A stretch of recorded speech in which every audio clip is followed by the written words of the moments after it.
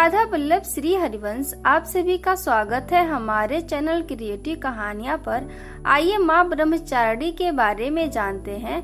अगर आप 9 दिनों का व्रत रख रहे हैं तो कमेंट बॉक्स में जय माता दी लिखना ना भूलें। नवरात्रि के दूसरे दिन माँ ब्रह्मचारिणी की उपासना की जाती है। आपको बता दें कि ब्रह्म का अर्थ है तपस्या और चारिणी का अर्थ है आचरण करने वाली, यानी तप का आचरण करने वाली देवी।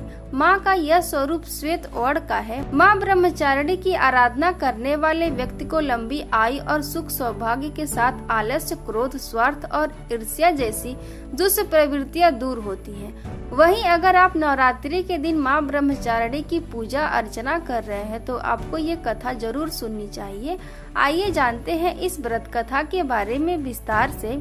पूर्व जन्म में ब्रह्मचारिणी देवी ने पर्वतों के राजा हिमालय के घर पुत्री के रूप में जन्म लिया था। साथ ही नारद जी के उपदेश से भगवान शिव को पति के रूप में प्राप्त करने के लिए घोर तपस्या की थी। इस कठिन तपस्या के कारण इन्हें ब्रह्मचारिणी के नाम से जाना गया।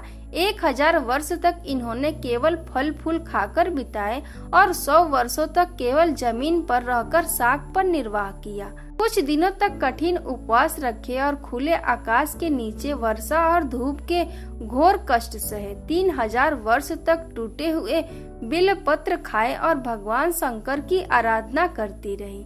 इसके बाद तो उन्होंने सूखे बिल्व पत्र खाना भी छोड़ दिए।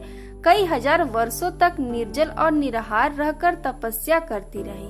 पत्तों को खाना छोड़ देने के कारण ही इनका नाम अर्पणा नाम पड़ गया। कठिन तपस्या के कारण देवी का शरीर एकदम क्षीण हो गया। देवता, ऋषि, सिद्धगण, मुनि सभी ने ब्रह्मचारिणी की तपस्या को अभूतपूर्व पुण्यकृत बताया, सराहना की और कहा कि हे देवी, आज तक किसी ने इस तरह की कठोर तपस्या नहीं की। यह आपसे ही संभव थी। आपकी मनोकामना परिपूर्ण होगी और भगवान चंद्रमौली शिव जी तुम्हें पति के रूप में प्राप्त होंगे। अब तपस्या छोड़कर घर लौट जाओ, जल्द ही आपके पिता आपको लेने आ रहे हैं। माँ की कथा का सार यह है कि जीवन के कठिन संघर्षों में भी मन विचलित नहीं होना चाहिए। माँ ब्रह्मचारिणी देवी की कृपा से सर्व सिद्धि प्राप्त होती है।